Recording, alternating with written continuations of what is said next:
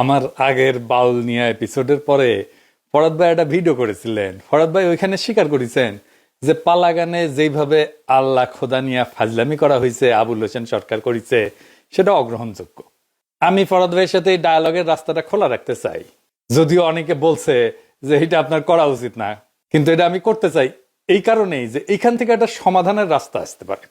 বামেরা কিন্তু এই রাস্তা খুলতে চায় না, তারা ডায়ালগ চায় না, তারা মনে করে তারাই সমাজের কর্তা, তাদের কথাই শুনতে হবে সবাইকে, কারণ তারা সবার থেকে বেশি বুঝে।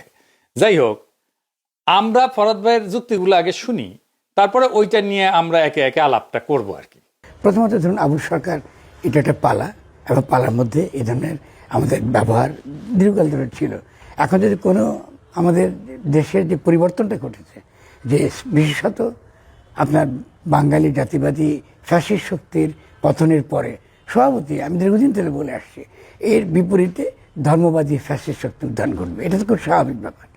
এখন ধর্মবাদী ফ্যাসিস্ট শক্তি যখন উত্থান ঘটেছে, ফলে সভাপতি তারা যে কোনো ছোট আপনি মূলত কী কাজ করবে, তারা প্রথমে তারা ইসলামকে হিও প্রমাণ করবে। প্রথম কাজটা তারা যেটা করবে, কারণ তারা ইসলামকে এমনভাবে প্রমাণ করবে যে তারা আগের সরকারের বৈধতা তারা প্রমাণ করবে, যে এরা আসলে একটা উগ্র, এরা আসলে একটা মৌলবাদী শক্তি, ইসলাম মানে একটা মৌলবাদ।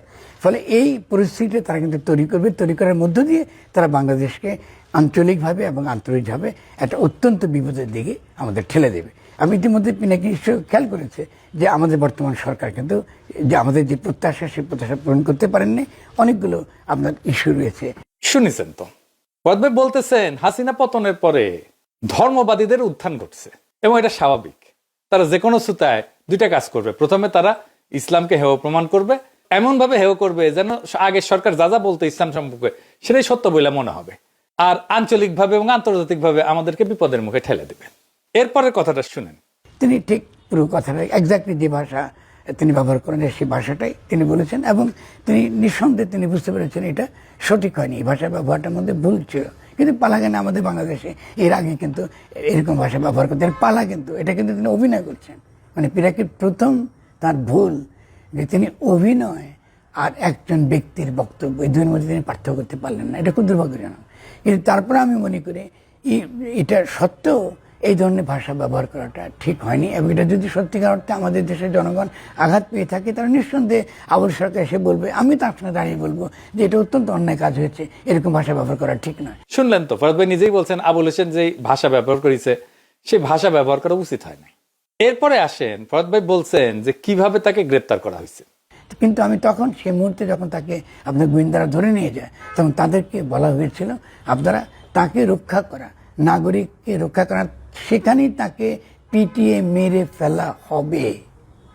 পিনাকি আপনি খেয়াল করেন, বাংলাদেশে যে কোনো নাগরিকদের আপনি তার এই ভুলের জন্য, আল্লাহ ক্ষমা করে ভুলের জন্য, তার জন্য একটা শক্তি, একটা চরম উগ্রবাদী শক্তি যার সঙ্গে ইসলামী কোনো সম্পর্ক নেই, এরা তাকে পিটিয়ে মারতে গিয়েছে। ফলে গোয়েন্দারা তাকে সেখান থেকে যখন রক্ষা করে নিয়ে যাচ্ছিল, তখন আমাকে আবুল সরকার আমাকে ফোন করে অল্প সময়ের জন্য কথা বলতে পেরেছেন। আমি গোয়েন্দাদের বলেছি আপনারা ঠিক কাজ করেছেন, আপনি তাকে ধরে নিয়ে যাচ্ছেন এবং তাকে রক্ষা করবেন, এবং ইতিমধ্যে আমরা আবুল সরকারের সঙ্গে কথা বলবো। শুনছেন, উনি বলতেছেন যে তাকে পিটায় মারতে গেছিল একদল লোক, তাদের হাত থেকে উদ্ধার করছে গোয়েন্দারা, আর ফরাদ ভাই মনে করতেছেন যে গোয়েন্দারা তাকে গ্রেপ্তার করে ভালো কাজ করছে, তাই না? তাতে তার জীবনটা রক্ষা পেয়েছে। তো ফরাদ ভাই বলতেছে যে পুলিশ চাপে পড়ে মামলা দিচ্ছে। শুনেন, কিন্তু কথাটা খেয়াল করেন আপনি, তারা নিয়ে এসে ওই সে শক্তির চাপে পড়ে তারা তার বিরুদ্ধে মামলা দিয়েছে। আপনি যখন মামলা দিয়েছেন তারপরেও কিন্তু নাকি আমি কিন্তু চুপ ছিলাম, কারণ আপনার জানা উচিত ছিল আমি এখানে কি করছি, আমি তো একটা বিবেকহীন মানুষ নই। ফলে আমরা তার পক্ষে আমি কোনো মন্তব্য করিনি, কারণ আমি মনে করি প্রথমত প্রশাসন এটা ভুল করেছে।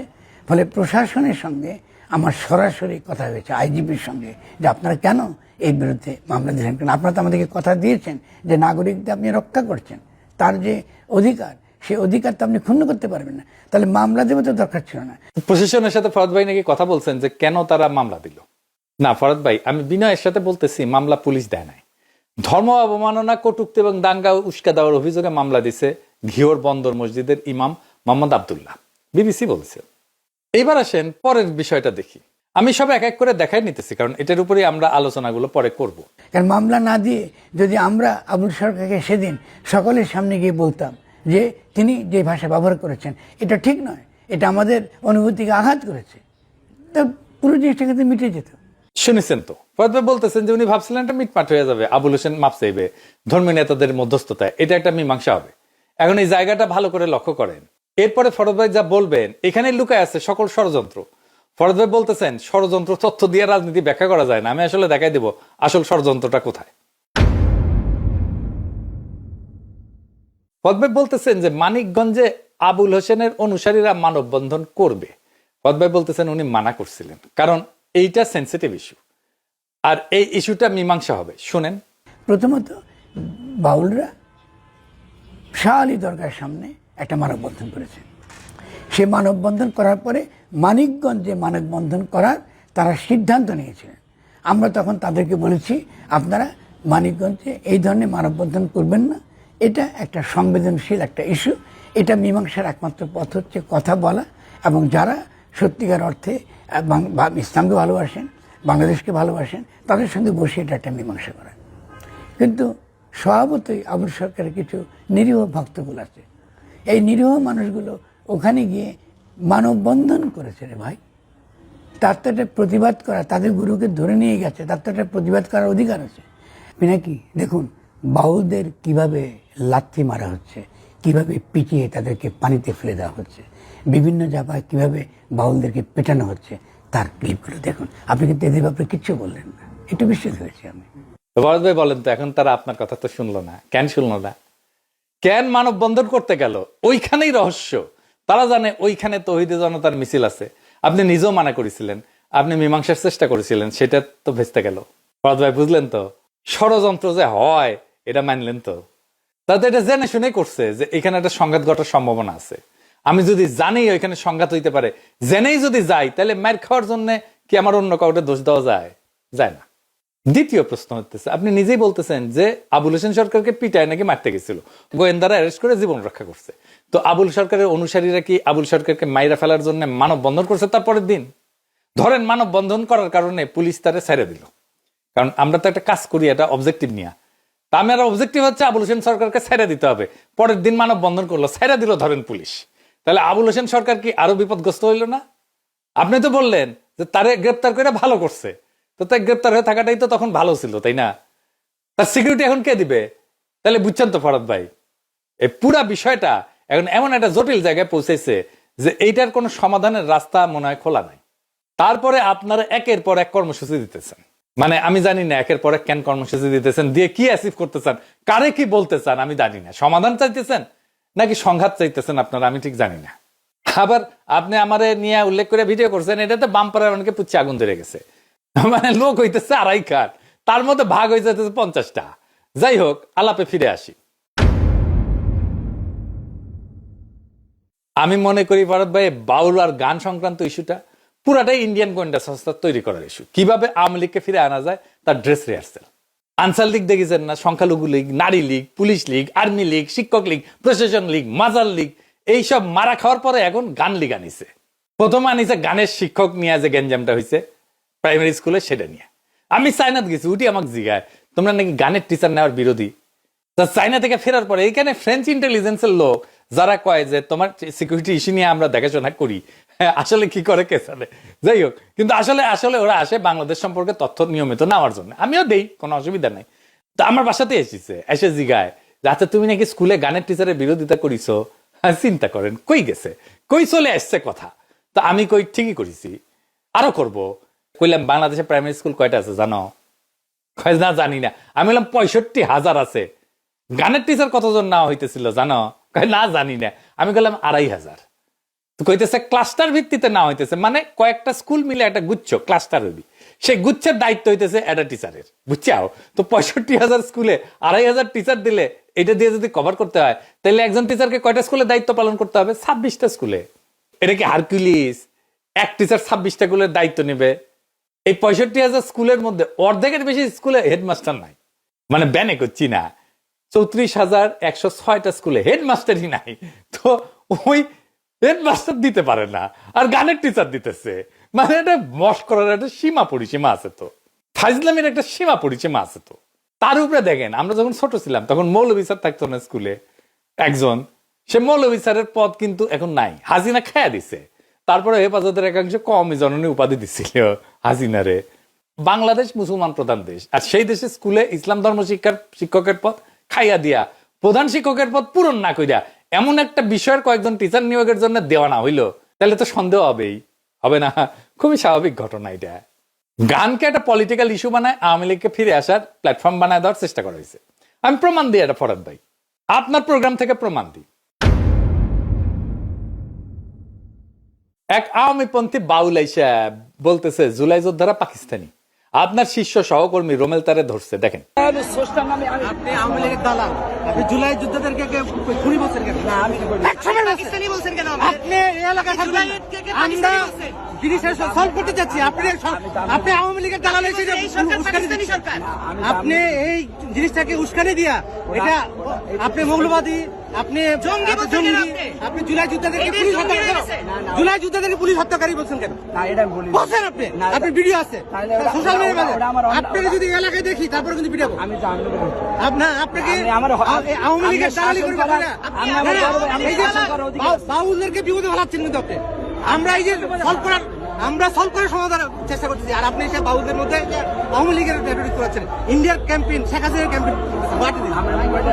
আপনি আর কখনো আমাদের সমাবেশের আশেপাশে আসবেন না। আপনি যদি আসেন তাহলে মার খাবেন। কিন্তু আপনি কত বড় সাহস আপনার জুলাই যোদ্ধাদেরকে জঙ্গি বললেন? না, আপনি বলতেছেন সেকুলার ফ্যাসিজমের পরে ইসলামপন্থী ফ্যাসিজমের উত্থান হয়েছে, আগেও কইছেন, আমাকে নিয়ে করা ভিডিওতেও কইছেন আর কি, যে ওরা এসে দেখাবে যে ইসলাম কত খারাপ। এটা খুবই বিপজ্জনক একটা ফ্রেমিং করছেন ফরাদ ভাই। আপনি অন্য একটা জায়গায় বলছেন যে দেশে ধর্মের নামে নির্যাতন নিপীড়ন চলতেছে। আসলে কি তাই? বাংলাদেশ যে অস্থির সময় পার করতেছে সেটা দুইটা কারণে হইতেছে। বিএনপির বেপরোয়া নেতা কর্মীরা খুনাখুনিতে লিপ্ত হয়েছে, চাঁদাবাজিতে লিপ্ত হয়েছে, একে অপরকে মারতেছে, এমনকি রাজনৈতিক প্রতিপক্ষের উপরে ঝাঁপাই পড়তেছে, ঠিক কিনা বলেন? আর দুই নম্বর হইতেছে ইন্টারিম সরকার অপদার্থ। আপনার এই কথাটাই আবার প্রতিধ্বনি করছে আনু মোহাম্মদ, জানু মোহাম্মদ। এই যে শুনেন, এই ধর্মীয় ফ্যাসিবাদী গোষ্ঠীর আমরা উত্থান দেখতে পাচ্ছি বাংলাদেশে। এই যে না গোষ্ঠী বা এই ধর্মীয় ফ্যাসিবাদী গোষ্ঠী, এটা হচ্ছে বলা যায় যে গত গণ অভ্যুত্থানের পুরো উল্টো যাত্রা। আসলে বাংলাদেশের রাজনীতির ইতিহাসে 54 বছরে বিভিন্ন রাজনৈতিক দল এই ধর্মীয় গোষ্ঠীগুলিকে নানানভাবে ব্যবহার করার চেষ্টা করতে গিয়ে আজকের এই পরিস্থিতিটা তৈরি হয়। আপনি পানিতে ফেলার যে ভিডিও দেখাইছেন, চর থাপ্পড় মারছে কয়েকজনকে, চর থাপ্পড় দিলে যদি ফ্যাসিস্ট বলে ত্যাগায় দেন তাহলে তো মুশকিল ফরাদ ভাই। যারে পানিতে ফেলিছে তারে পানিতে কিন্তু ওরা ফেলেও নাই, ওই নিজেই পানির ঝেপে পড়িছে, 2 হাজার চর থাপ্পড় খায়, তারপরে সাঁতার কেটে ওই পারে গেছে। আপনি তো মানা করছেন মানববন্ধন করতে, তারপরে জেদ কইটা করিছে। এতই হেদম তো বুঝে নাই যে মার খেতে পারে। পুলিশ কার্যকর হইলে ওইখানে 144 ধারা দিত, দিলে এটা হইতো না। পুলিশে বলেন যে 144 ধারা কেন দিল না? আপনি এখন কইতে পারেন ওদের কি কথা বলার অধিকার নাই, ওরা কি কথা বলতে পারবে না, একটা মানববন্ধনও করতে পারবে না, ওরা তো শান্তিপূর্ণ কর্মসূচি করতেছিল। হ্যাঁ, তাহলে আপনি কেন নিষেধ করেছিলেন বলেন? আপনি তো নিষেধ করেছিলেন, তাই না? এটা করার জন্য নিষেধ করেছিলেন না, তাই আপনি কেন নিষেধ করেছিলেন? শোনান এডিটর সাহেব, ওই অংশটা আবার শোনান। শাহ আলী দরগার সামনে একটা মানববন্ধন করেছেন। সে মানববন্ধন করার পরে মানিকগঞ্জে মানববন্ধন করার তারা সিদ্ধান্ত নিয়েছিলেন। আমরা তখন তাদেরকে বলেছি আপনারা মানিকগঞ্জে এই ধরনের মানববন্ধন করবেন না, এটা একটা সংবেদনশীল একটা ইস্যু। তার মানে আপনার মনে শঙ্কা ছিল তো যে কোনো রাজনৈতিক কর্মসূচিতে কোনো না কোনো মাত্রার ঝুঁকি থাকে। এই ঝুঁকি নিব নাকি নিব না সেটা সচেতন সিদ্ধান্ত। দেশের মানুষ ফুসতেছে আল্লাহ খোদার অপমানে, যার কথায় অপমান হয়েছে তার মুক্তির জন্য মানববন্ধন করতে গেছে, এটা তো উস্কানি দেওয়ার জন্য করছে, যেন পরে সেন্সেশন সৃষ্টি করতে পারে। এই মরিয়া চেষ্টার জন্য সন্দেহ হয় যে ইন্টেনশন কি, মনে হয় এর মধ্যে ষড়যন্ত্র আছে। কোন ঘটনা ঘটার পরের 72 ঘন্টা হইতেছে হাইলি সেন্সিটিভ টাইম, পরিস্থিতিকে সামাল দিতে হয় ওই সময়, এই টাইমে ঠান্ডা করতে হয় সবকিছু। এই টাইমের মধ্যে মানববন্ধন করা হয়েছে, এটা যাই নাই করা হয়েছে। আপনারা একের পর এক কর্মসূচি দিতেছেন, যে পরিস্থিতি আরো খারাপ হইতে পারে এটা সবাই জানে। এটাকে বলে কুলিং অফ পিরিয়ড, এই যে 72 ঘন্টা বা black out window, D escalation period, যেটাকে বলা হয় উত্তেজনা ছড়ানোর আগে মানুষের আবেগকে ঠান্ডা করার বাধ্যতামূলক সময়। এইটার মধ্যে আপনারা একের পর এক কর্মসূচি দিয়ে গেছেন, একের পর এক, যেন পরিস্থিতি ঠান্ডা না হয়। আমি যদি স্বরাষ্ট্রমন্ত্রী হইতাম, ওই বাউলদের সব কয়টারে যারা মানববন্ধন করতে গেছিল প্যাকেট করে জানতে চাইতাম যে তাদের ওইখানে মানববন্ধন করার জন্য উস্কাইছে কে, কে পাঠাইছে, কে অর্গানাইজ করছে? সব বাইর হয়ে যেত। আর আপনি যে এরকম ফ্যাসিস্ট করতেছেন, আপনি যে রাজনীতি করতেন ফরহাদ ভাই, আপনি মনে কিছু করেন না, আপনি যে রাজনীতি করতেন, সর্বরা পার্টির রাজনীতি করতেন, আপনার বন্ধু হুমায়ুন কবির মেরে ফেললো না, খুনাখুনি করছে না? আপনি কি ওদের ফ্যাসিস্ট বলেন? জীবনে বলেছেন ওদের? আপনি ওই দল করতেন তো, মানে ওই দলের সদস্য ছিলেন কিনা জানি না, কিন্তু ওই দল তো করতেন, আপনারই বন্ধু ছিল তো হুমায়ুন কবির। মেরে ফেললো না? কতজনকে মারিছে না এই সর্বহারারা? ফ্যাসিস্ট বলছেন ওদেরকে? আর যে প্রতিবাদ সমাবেশে হামলা হইতেছে, তারা কি আসলে ইসলামপন্থী আপনি জানেন? তার মধ্যে কারা আছে আমি দেখাইতেছি, এটা প্রমাণ দেখাইতেছি, দেখেন। এই যে জুলাই মঞ্চের আহ্বায়ক আরিফরে নিয়ে আমার ক্ষুদ্র ভ্রাতা মনোহর পাটোয়ারি লিখেছে, ওটি থেকে কইতেছি, এটা সাহেব আগে তো মনোহর পাটোয়ারির পেজটা ভালো করে দেখান তো, কচু খেতেরা ওর পেজ মোবাইল সব খাইয়া দিছে, ওরে ফলো করেন, গুরুত্বপূর্ণ লেখালেখি পাবেন। ওই করছে, মনোহর করছে যে আরিফ ডান ঘরানার ছাত্রদল ছিল, ও যখন ওইখানে ছিল আর কি, বাংলাদেশে ছিল, ও এখন প্যারিসে থাকে। তো 2013 সালের কথা কইতেছে, চাঁদপুরের ছেলে, ছাত্রদলের মিছিলে রেগুলার যাইতো নাকি। তো পরে ওই সময় যে ছেলেটা ঢাকা বিশ্ববিদ্যালয় কলা অনুষদের ছাত্রলীগের সহসভাপতি হয়ে গেছে, দেখেছেন? হ্যাঁ, আবার 5ই আগস্টে আসিফ নজরুলের সাথে বঙ্গভবনে গুরুত্বপূর্ণ মিটিং এ সে সমন্বয়ক হিসেবে উপস্থিত, তাকে নাকি পরিচয় করাই দিছিল জুনায়েদ সাকি। মানে আরিফ আসিফ নজরুল জুনায়েদ সাকিকে কনভিন্স কইরা 5ই আগস্ট মূল সমন্বয়কদের পাশ কাটায় টেলিভিশনের সামনে সমন্বয়ক হিসেবে হাজির হয়েছে আসিফ নজরুলের সামনে। দেখেন, হ্যাঁ, এই আরিফ হইতেছে জুলাই মঞ্চের আহ্বায়ক, এই জুলাই মঞ্চে হামলা করেছিল। তো কুই থেকে কুই, দেখেছেন ফরহাদ ভাই? কতগুলো খেলা খেলিচ্ছে এখানে, কতজন। তো ষড়যন্ত্র তত্ত্ব দিয়ে যে আপনি আমারে করলেন যে এটা করা যাবি না, তো আর দেখলেন তো ষড়যন্ত্র জিনিসটা কি, কি কে কি কি করতেছে, সবকিছু ইসলামপন্থীর উপর চাপাই দিয়েন না। ওই মানববন্ধনের পরবর্তী ঘটনা নিয়ে যা যা হয়েছে, তাতে এই বাউল সম্প্রদায় মহাবিপদে পড়ছে। আপনি বলতেছেন আবুল সরকার পালাগান করে, সে তো বাউল না, আপনি নিজেও ওরা বাউল বলে পরিচয় করাই দিতেছেন। দেখেন কি জানি বাউল কিনা, যারা মানববন্ধন করছে তারাও কিন্তু বাউল না, কিন্তু এই যে একটা ফ্রেমিং করতেছেন বাউল বইলা, এখন ওয়াজে বাউলদের নিয়ে আলেমরা বয়ান দিতেছেন, রেফারেন্স থেকে বইপত্র নিয়ে, বাউলদের উপরে বইপত্র নিয়ে ওনারা পড়তেছেন, পড়ে পড়ে আবার ওই রেফারেন্স দিতেছেন। এই যে ওয়াজের মধ্যে বাউল ইস্যুটা ঢুকে গেছে, এখন এইটা দেখেন সারা দেশে কেমনে ছড়ায়, একদম ভাইরাল হয়ে যাবে পুরা ইস্যুটা, সবাই এই ইস্যুগুলো দেখবে এবং পড়বে, আবার ও বইয়ের পাতা ফটোকপি হয়ে বিলি হবে। এটা দুঃখজনক হলো সত্য যে আপনাদের এই অ্যাক্টিভিজম আপনাদের বা বাউলদের কোনো উপকারে আসে নাই, বিপদ বাড়াইছে। বাংলাদেশে সব মানুষ খেপে গেছে, আপনার উপরে প্রচন্ড খেপছে মানুষজন, ভয়ানক খেপছে। আপনি বরং এইটা খুঁজে দেখেন আপনার উপরে এত খেপলো কেন। আমার সাজেশন, এই বাউল নিয়ে আপনাদের অ্যাক্টিভিজম বন্ধ করেন, এখনই বন্ধ করেন। পরিস্থিতি নাগালের বাইরে চলে যেতে পারে। কিন্তু আপনি নিজেই বলছেন বাউলদের উপরে হামলার মধ্যে দিয়ে বাংলাদেশে গৃহযুদ্ধ বাঁধানোর পায়তারা হইতেছে, আপনি বলেছেন। তথাকথিত ধর্মবাদী ফ্যাসিস্ট শক্তি আমাদেরকে অস্থির করতে চাইছে এবং আগামী নির্বাচনের সুযোগে বাংলাদেশে একটা গৃহযুদ্ধ লাগাবার পায়তারা করছে, এদের তো আমরা বুঝতে পারছি। তো এইটা লিঙ্ক হতে যে আবার পাইলাম যে নির্বাচনের কথা বলতেছে, তারা নাকি আবার গৃহযুদ্ধের কথা বলতেছে।